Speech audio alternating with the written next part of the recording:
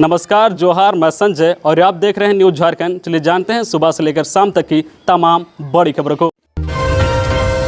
रांची, धनबाद, दुमका, देवघर समेत सभी जिलों में पंचायत चुनाव का नामांकन शुरू। झारखंड में रहने वाले लोगों के लिए अच्छी खबर आ रही है।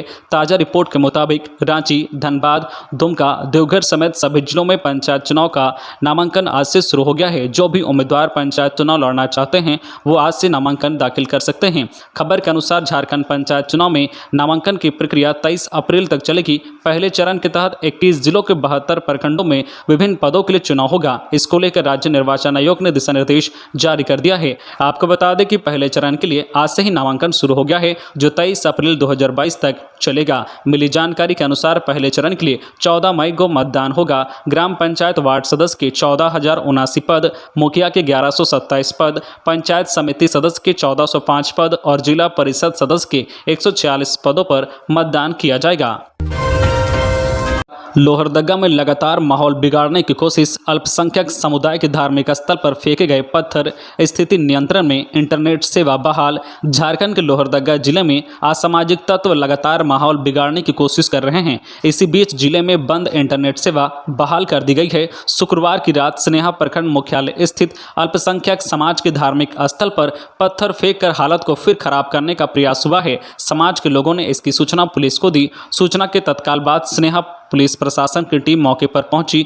BDO Ashok Kumar Chopra, CO Vijay Kumar, inspector Saryu आनंद, थाना प्रभारी सूरज प्रसाद घटनास्थल पर पहुंचे, मामला शांत कराया। इसी बीच डीएसपी परमेश्वर प्रसाद और अंजुमन के पदाधिकारी के साथ गांव के गणमान्य लोग भी मौके पर पहुंचे। गांव के लोगों को समझाया गया, जिसके बाद मामला शांत हुआ। जिला प्रशासन की ओर से समय रहते कदम उठाने की वजह से विवाद को फैलने से रोका गया। फिलहाल मामला पूरी तरह से शांत है और स्थिति नियंत्रण में है। इधर लोहरदगा जिले में 5 दिन के बाद शुक्रवार की देर रात से इंटरनेट सेवा को बहाल कर दिया गया है। इंटरनेट सेवा बहाल होने के बाद से लोगों ने राहत की सांस ली है। विगत 10 अप्रैल 2022 से सदर थाना क्षेत्र के हिरही गांव में रामनवमी शोभा यात्रा में पथराव और आगजनी की घटना के बाद भड़की हिंसा को देखते हुए इंटरनेट सेवा को बंद कर दिया गया था। सड़क दुर्घटना में चाचा भतीजे की दर्दनाक मौत। कोडरमा के बागीताड़ लोकाई बाईपास में सड़क दुर्घटना में चाचा भतीजे की दर्दनाक मौत हो गई है। घटना के संबंध में बताया जाता है कि ढाबथाम चंदवारा के रहने वाले सुनील कुमार शर्मा अपने 8 वर्षीय भतीजे अमन कुमार के साथ मोटरसाइकिल से डोमचांद से कोडरमा की तरफ आ रहे थे। तभी बागीताड़ लोकाई बाईपास मोड़ के पास एक ट्रक ने उनकी मोटरसाइकिल को अपनी चपेट में ले लिया और इस दुखद घटना में चाचा भतीजे की मौके पर ही मौत हो गई। इधर घटना के बाद स्थानीय लोग मौके पर पहुंचे और घटना की सूचना पुलिस को दी। पुलिस घटनास्थल पर पहुंचकर दोनों शवों को अपने कब्जे में लेकर पोस्टमार्टम के लिए सदर अस्पताल भेज दिया। राजमहल सांसद विजय हांसदा के चचेरे भाई की मौत। बरहड़वा रेलवे स्टेशन से 1.5 किलोमीटर दूर ट्रेन से कटे पुलिस की टीम मौके पर पहुंची। साहेबगंज में दर्दनाक हादसा हुआ। शनिवार की सुबह ट्रेन से कटने के कारण राजमहल सांसद विजय हांसदा के चचेरे भाई अजय हांसदा की मौत हो गई। घटना बरहड़वा रेलवे स्टेशन से करीब 1.5 किलोमीटर दूर हुई। सुबह में लोगों ने शव देख आसपास के लोग को जानकारी दी। इसके बाद शव की पहचान अजय हांसदा के रूप में हुई। सूचना मिलने के बाद बरहड़वा थाना प्रभारी रविंद्र कुमार घटनास्थल पर पहुंचे, मामले की जांच पड़ताल की। खबरों में आगे बढ़ने से पहले आपसे रिक्वेस्ट है कि अगर आप चैनल को सब्सक्राइब नहीं किए हैं तो प्लीज चैनल को सब्सक्राइब करके बेल आइकन प्रेस कर दे, जिससे आपको झारखंड की हर छोटी बड़ी खबर का अपडेट आप तक पहुंचता रहे। चलिए बढ़ते हैं खबरों की ओर। झारखंड के वित्त मंत्री का बड़ा बयान। केवल नियोजन नहीं, खनन व्यवसाय के लिए भी बनाई जाएगी स्थानीय नीति। झारखंड सरकार के वित्त मंत्री डॉक्टर रामेश्वर उरांव ने कहा है कि स्थानीय नीति सिर्फ नियोजन के लिए नहीं बनेगी, बल्कि झारखंड में खनन और व्यवसाय के लिए भी स्थानीय नीति बनाई जाएगी। हमारी जमीन पर बाहर का व्यक्ति आकर क्यों खनन करेगा? डॉक्टर उरांव शुक्रवार को मेदिनीनगर के कांग्रेस भवन में मीडिया से बातचीत कर रहे थे। उन्होंने कहा कि सभी जिलों में अलग अलग समय में सर्वे होने के कारण 1932 का खतियान आधार नहीं हो सकता है। स्थानीयता के लिए जमीन के साथ कई और आधार हैं। स्थानीय नीति को लेकर मुख्यमंत्री जल्द ही एक कमेटी की घोषणा करेंगे। यह कमेटी राज्य में स्थानीय नीति तय करेगी। झारखंड में पंचायत चुनाव की तैयारियों के बीच राज्य में 32 बीडीओ का तबादला। झारखंड में पंचायत चुनाव की तैयारियों के बीच ग्रामीण विकास विभाग ने 32 प्रखंड विकास पदाधिकारियों का तबादला किया है। पंचायत चुनाव की वजह से झारखंड राज्य निर्वाचन आयोग से ट्रांसफर पोस्टिंग के प्रस्ताव और प्रारूप पर सहमति मिली है, जिसके बाद विभाग ने 32 बीडीओ के ट्रांसफर की अधिसूचना जारी कर दी है। विभाग की ओर से तत्काल प्रभाव से इसे लागू करने का निर्देश दिया गया है। रोपवे हादसे में मारे गए लोगों के परिजनों को 25-25 लाख। रामनवमी के दिन त्रिकूट रोपवे में हुए हादसे में मारे गए लोगों के परिजनों को 25-25 लाख रुपए का चेक दिया जा रहा है।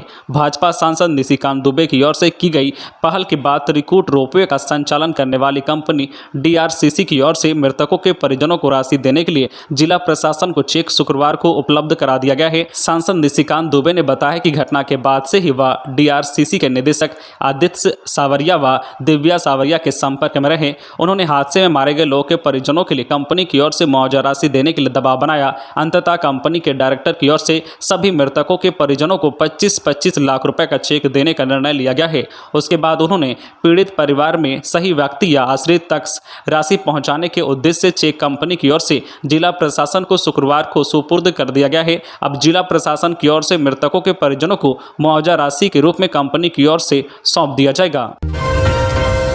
आज रात से धनबाद समेत कई राज्यों में नहीं बुक होंगे ई टिकट। 16 अप्रैल की रात रेलवे के ई टिकट बुक नहीं होंगे। शनिवार देर रात 11:45 से रविवार सुबह 5 बजे तक ई टिकट के साथ साथ अन्य तमाम ऑनलाइन सेवाएं भी बंद रहेगी। इसका असर सिर्फ धनबाद में ही नहीं बल्कि देश के लगभग 1 दर्जन राज्यों में रहेगा। ऑनलाइन टिकट के साथ साथ रेलवे स्टेशन के काउंटर से भी टिकट बुक नहीं होगा। ऑनलाइन पूछताछ, रिटायरिंग रूम की बुकिंग समेत दूसरी सभी ऑनलाइन सेवा पर भी इसका असर रहेगा। पूर्व रेलवे की ओर से बताया गया है कि PRS शटडाउन लिए जाने की वजह से शनिवार की रात से रविवार सुबह तक टिकट बुकिंग सेवा प्रभावित रहेगी। रांची के बेड़ो में हाथी के हमले में एक बच्चा बुरी तरह घायल, ग्रामीणों ने खदेड़ा। राजधानी के बेड़ो में एक बार फिर जंगली हाथियों का आतंक देखने को मिला है, जहां गांव में घुसे जंगली हाथी ने शुक्रवार को 11 साल के बच्चे को कुचलकर घायल कर दिया, जिसके बाद ग्रामीण और परिजन गंभीर रूप से जख्मी हुए बच्चे को इलाज के लिए सामुदायिक स्वास्थ्य केंद्र बेड़ो ले गए, जहां प्राथमिक उपचार के बाद बेहतर इलाज के लिए बच्चे को रिम्स रेफर कर दिया गया। घटना बेड़ो वन क्षेत्र के घाघरा गाँव का है, जहाँ जंगली हाथी के घुसने से दहशत फैल गई। हाथी के डर से गांव के लोग अपनी जान बचाने के लिए इधर उधर भागने लगे। इसी दरमियान जंगली हाथी को ग्रामीणों और बच्चों ने हो हल्ला मचाकर खदेड़ना शुरू कर दिया। पूरी घटना में 11 साल का लड़का छोटे लाल मुंडा, जो रास्ते के किनारे ही खेल रहा था, हाथी को अपनी ओर आता देखकर भागने लगा। सड़क पर उसका दाहिना पैर हाथी के पैर के नीचे आ गया और छोटे लाल मुंडा गंभीर रूप से घायल हो गया। हालांकि ग्रामीणों ने हाथी को खदेड़कर जंगल की ओर भगा दिया और बच्चे को इलाज के लिए अस्पताल पहुंचाया गया। राजधानी में बनेगी 3 चौड़ी सड़कें। राजधानी रांची को जाम मुक्त बनाने के लिए 3 बड़ी सड़क परियोजनाओं पर काम शुरू हो चुका है। तीनों सड़कें बिल्कुल नहीं होगी। पथ निर्माण विभाग इन योजनाओं का सर्वे करा चुका है। पहली योजना के तहत बिरसा मुंडा एयरपोर्ट से रिंग रोड तोपुदाना की ओर एक वैकल्पिक 4 लेन सड़क बनेगी। वहीं दूसरी योजना के तहत बरियातू रोड से रिंग रोड बड़गाई होकर तक सड़क बनाई जाएगी। इन दोनों योजनाओं का DPR तैयार कर जल्द ही स्वीकृति के लिए विभाग और मुख्यमंत्री को भेजा जाएगा। जबकि तीसरी योजना के तहत कांके रोड स्थित चांदनी चौक के आगे से 15 NH 75 तक चौड़ी सड़क बनाई जाएगी। दरअसल राजधानी की वाहनों की संख्या बढ़ने की वजह से रोजाना जाम की समस्या उत्पन्न हो रही है। इसी को देखते हुए मुख्यमंत्री हेमंत सोरेन ने पथ निर्माण विभाग को जाम की समस्या का अस्थायी समाधान ढूंढने के निर्देश दिए थे। इसी के तहत विभाग ने शहर के अंदर वैकल्पिक सड़कें बनाने की योजना पर काम शुरू किया है। मंत्री आलमगीर आलम के खिलाफ ईडी जांच शुरू। झारखंड के ग्रामीण विकास मंत्री आलमगीर आलम पर प्रवर्तन निदेशालय ईडी का शिकंजा कसने लगा है। साहिबगंज के बरहरवा में 2020 में हुए टेंडर विवाद को लेकर दर्ज एक केस में ईडी ने मनी लॉन्ड्रिंग के पहलुओं पर आलम के खिलाफ जांच शुरू कर दी है। इस मामले में बरहेट के विधायक प्रतिनिधि पंकज मिश्रा समेत कई अन्य आरोपी हैं। इस मामले में ईडी ने मनी लॉन्ड्रिंग के तहत केस दर्ज किया है। केस दर्ज किए जाने के बाद रांची जोनल ऑफिस के असिस्टेंट डायरेक्टर देवव्रत झा ने इस संबंध में नोटिस जारी कर जानकारी मांगी है। ईडी ने बरहरवा थाने में दर्ज केस के आधार पर prevention of money laundering act के तहत जांच शुरू की है। सीएम के पत्थर खदान में कागजातों की जांच शुरू। मुख्यमंत्री हेमंत सोरेन पर अपने नाम से पत्थर खदान का लीज लेने को लेकर भाजपा के राष्ट्रीय उपाध्यक्ष व पूर्व मुख्यमंत्री रघुवर दास द्वारा हाल में लगाए गए आरोप पर गृह मंत्रालय ने संज्ञान ले लिया है। मामले में केंद्र सरकार ने मुख्य सचिव से पूरी रिपोर्ट तलब की है। सूत्रों के अनुसार राज्यपाल रमेश बैस ने मुख्य सचिव को राजभवन बुलाकर भाजपा नेता द्वारा मुख्यमंत्री पर लगाए गए आरोप और केंद्र सरकार की ओर से मांगी गई रिपोर्ट के संबंध में पूछताछ की है। उनसे पत्थर लीज से संबंधित कागजात उपलब्ध कराने के लिए कहा गया है। अब पूरी रिपोर्ट गृह मंत्रालय को भेजी जाएगी। तो ये थी आज की झारखंड की टॉप बड़ी खबरें। इसी तरह झारखंड की हर छोटी बड़ी खबर देखने के लिए आप हमारे चैनल न्यूज झारखंड चैनल को सब्सक्राइब करके बेल आइकन प्रेस कर दीजिए, जिससे आपको झारखंड की हर छोटी बड़ी खबर का अपडेट आप तक पहुंचता रहे।